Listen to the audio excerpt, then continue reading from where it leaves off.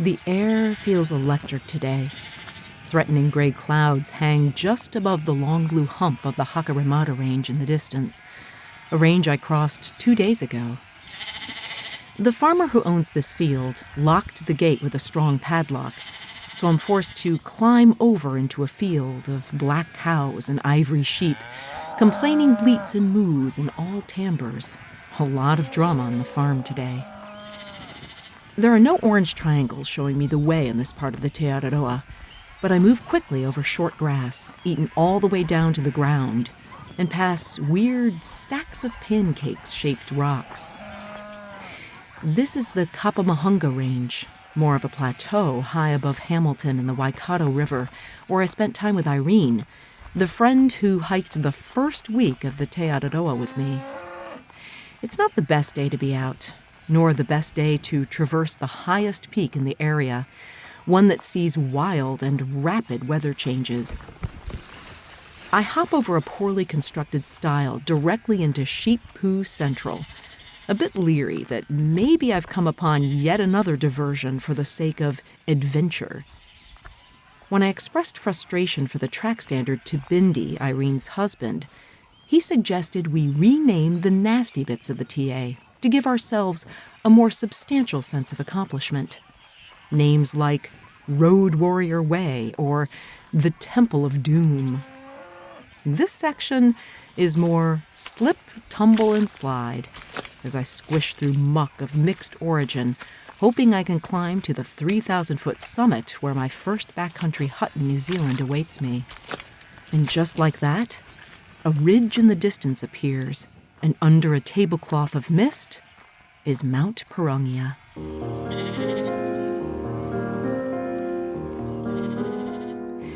You're listening to the P-Rag, Unfiltered Adventures of the Blissful Hiker. I'm Alison Young, the Blissful Hiker, sometime professional flutist, sometime voice artist, and full-time pedestrian. Like the small backpacking essential of the same name, the P-Rag shares the unglamorous but vital truth about empowerment as badass people who really don't need permission to blaze our own trails in this journey we call life. Thanks so much to Lecky Trekking Poles and Belega Socks for supporting the P-Rag podcast. You can read reviews of the gear that I use in my hikes, including a technical P-Rag called Kula Cloth. Also, I've just posted a review of Backcountry Foodie, a partner in Thru Hiker meal planning. You can check it all out at thepirag.com. Mount Pirongia nagged at me over the weeks it would take to walk deep into the center of the North Island. Ever since Irene and I walked the Ratea forest on day 5, some of the worst mud I'd ever waded through in my life, and all on steep inclines. We had a sunny day when Irene told me this was amateur stuff compared to the mire that awaited me on Pirongia. But that's still 2 days away, and I'd visit Irene first, after spending the night alone up in the Hakarimata Range, muddy bush dotted with rimu and kauri, and its fair share of long exposed arms of slippery roots amidst puddles. An overgrown tangle of dew-heavy plants whip at me, even gorse scratches across my face, the odd spiderweb sticking to my eyelashes. A tui greets the morning, and I wonder if Messiaen knew their oddball robotic song. Squawk, flute, computer. I reach the Trig, and it's crowded with chuffed and spotlessly clean runners, because on this side, it's stairs all the way down. And I do what any self-respecting thru-hiker would do. I run 373 meters to the bottom. But I do stop long enough to read a sign with a quote from Fred DeVito. If it doesn't challenge you, it doesn't change you. Just as a sweaty Kiwi in a Houston Rockets t-shirt passes me, asking if I'm a Yankee Doodle dandy. He tells me he's walking the TA bit by bit to get in shape and has lost over 100 pounds. Kia kaha, I tell him. Be strong. The mud dries to my pants and shoes on the 10 miles of easy tramping to Hamilton along the Te Awa cycleway. I cross a stunning green suspension bridge, and meet a kiwi spraying gorse, an invasive introduced from Scotland. Spraying the gorse, got to keep on top of it, otherwise it takes over the country. Then you end up with nice pretty yellow flowers everywhere. In town, Irene picks up my filthy self and takes me to their gorgeous farm on the outskirts of town, promising me beer, a hot tub, ice cream, dinner, laundry, and conversation in no particular order. Yeah, there's some parts that I just say, God, I could do without that. Could do without this. In a lull in our activity, I read a note sent to me from a follower named Tom, who tells me, you and your hiking odyssey personify today's word. That word is actuate. To put into motion or action, to activate, to motivate, to hike. Tom's message goes on to quote New Zealand poet Loris Edmund. It's true you can't live here by chance. You have to do and be, not simply watch or even describe. This is the city of action, the world headquarters of the verb. Edmund lived in Wellington, New Zealand, but any place, Tom tells me, can be your own headquarters of the verb. It has to be. There's no other choice. Life is not about being a spectator, but a participator. Well, I guess I have actuated some things so far, not just in having a vision to walk the entire length of a country and the requisite planning, but also the little things like what I'll carry from town and how far I'll go each day. And today, it's not going to be far. The cows have moved this morning and are grazing literally in Irene and Bindy's backyard. I strip down and take a soak in their hot tub, the sky a watercolor brush of grays and blues. The sale is on in town at the tramping store, and I purchase a merino t-shirt, one that's promised not to carry any odors. Irene eats way smarter than I do while hiking and advises me at the local countdown, organizing in little packets nutritional yeast, LSA power blend, and protein powder, along with tuna, couscous, and mash. And this time, I don't purchase any candy. Hamilton Industry gives way quickly to countryside, where I pass the 800-kilometer mark from Cape Reinga, about 500 miles. Bluff this way, it says. Only 2,200 kilometers left. It's hot in this bowl between mountains. New Zealand lives under a hole in the ozone, and that explains my long sleeves, trousers, and hat for protection. I look longingly at the trees in the Taiatua Arboretum, its air-conditioned cool already reaching me. The park is filled with roosters, their crows echoing up and down the winding tree-lined paths as I immediately get lost. Finally back on trail, I cut through easement between two fields, overgrown with huge spiky arms snaking through the fence to snag at me. Black clouds build on the mountains, more mud in the making. Beautiful countryside, but it's hard walking the chewed-up path of thousands of cow hooves. Santana is cranked at the backyard bar and eatery in Whatawhata, located in a tiny triangle of commerce where several busy roads meet.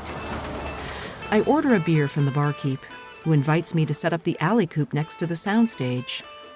We're not allowed to have you camp here, she tells me, but we do it anyway, because we like to know you guys are safe. A lot of these roads are built on bloody old swamps and shit, you know what I mean? Back in the day. Right. And they haven't actually changed. A tattooed couple, one purple hair and halter top, the other long gray ponytail and beard, wave as I set up my tent. And soon we're sharing a few beers and solving all the world's problems. And where am I going tomorrow? Pirongia? Yep, lovely. Yeah. Not bad. Pirongia, That's yes. good. Pirongia. Pirongia. Yeah, lovely. Perfect. As the sun sets, things wind down, revelers needing to get home and make dinner. I share my Facebook handle with my new friends and promise to keep in touch before I crawl into the alley coop to rest up for tomorrow's big climb.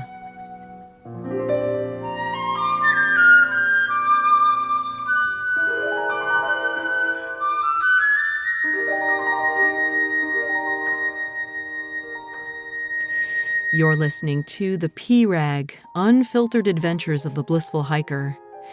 Through sharing my stories of walking long-distance trails as a solo, middle-aged female hiker, I hope I can empower you to grab your life too and hike your own hike. You can subscribe to the P-Rag for free wherever you get your podcasts. And if you listen on Apple, take the time to leave a review. That really helps others just like you find the podcast. Recently, I had the opportunity to field test recipes from Backcountry Foodie. It's the brainchild of nutritionist and long-distance backpacker Erin Mayhew. And I say this without reservation. Backcountry Foodie is a game changer in meal planning for thru hikers, helping you create food that's high-calorie, packed with nutrition, while also ultralight and inexpensive. Sounds too good to be true? Well, I gotta tell you, it isn't. You can read my review and sign up for your own recipes at theprag.com. I'll also put a link in the show notes. What a fantastic place to sleep at the backyard bar in Whatawhata. Dead quiet.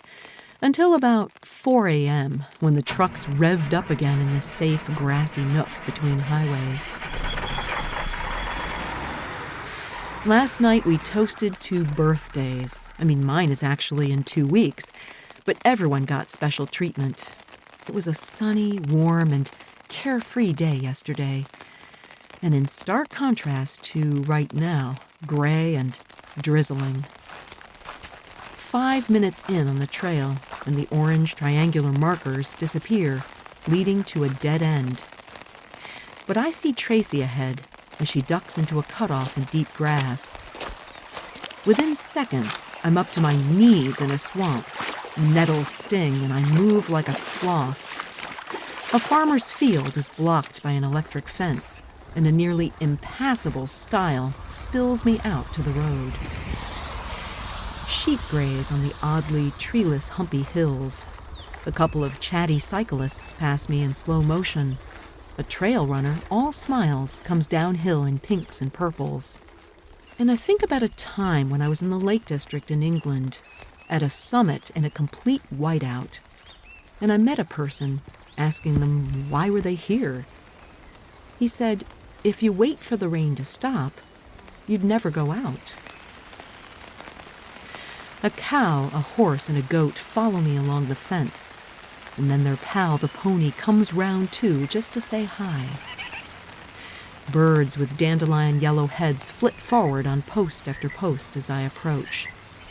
A pond ribbits as one organism, and a big gust sends several honeybees right at my face. Fortunately, I keep my mouth closed. In an instant, I'm back in bush and scare off a trio of parrots, rear ends in red, blue, and fluorescent green. At the next junction, there's no sign, and I feel like an idiot trying to figure out where to go. It certainly proves the argument that tramping signs are erected by non-trampers. Far ahead, I see a bit of orange on a fence and head for it, finally entering Pirongia Forest Park. Well, here I am at the base of that massive extinct volcano and the tallest mountain in the region, a mountain that's been hounding me since the beginning. At first I feel teased. Things are easy next to Kanifanifa Stream in a forest filled with birds. I take a detour to a rustic campground for lunch and meet a Kiwi who built the boardwalk and tower on the mountain. He gives me a blow-by-blow of what to expect, saying, everyone complains about the mud and we had to build something. But he does warn me that the boardwalks don't exactly cover the entire track. He also mentions a huge storm is blowing in tonight. Staying at a hut sure sounds nice right now, but it's all the way up there at the summit. You know, there's something of life in backpacking. You're never entirely sure what's ahead. Of course, you can read blogs and do your research, but to know just the right site in which to set camp is usually a mystery. Do I camp here and wait out the storm? Or do I climb the mountain now in mist and gray skies? That type of question is one I often wrestle with, and even once I decide to stay put somewhere, I find I have to turn off that nagging, wondering if I'm missing out on something better. American artist Mary Caroline Richards said, "Let no one be deluded that a knowledge of the path can substitute for putting one foot in front of the other." Well, I'm going to have to climb this mountain eventually, and the weather is only going to get worse. Besides, it's only 2 o'clock, and the trail notes tell me it shouldn't take more than 4 to 5 hours. So, better get cracking. I head back into the bush on the Tahanui track, dark already in the gloom, the wind swaying the canopy of tawa. I get lost momentarily down a rough path of overgrown fern, but double back, walking now with more vigilance. So far, it's a superhighway, but that friendly trail worker assured me the worst of the mud is just below the summit, and that's where my pace slows to a crawl. I get a view out towards folds of Kawikawika-covered mountains, the mist a heavy gray blanket. No wonder the kamahi trees wear moss like a goblin forest. Boardwalks appear on the ridge, and I cheer my trail worker. But then I understand what he meant by not entirely covering the track. They're built like boxes and covered with chicken wire to keep trampers from slipping, and they work really well for the 10 feet that they cover, keeping me out of the epic mud until they re-deliver me back into it. Oh, shit. But that section doesn't last long, and it's a super speedway to the summit at 959 meters, but absolutely no view. It's cold when I snap a selfie, and I squish down to the Pahautea Hut, my pole sinking in at arm's length. Rain lashes at the windows, pattering loudly on the metal roof, and I enter first a mudroom, and I find 8 pairs of muddy shoes awaiting mine to join them.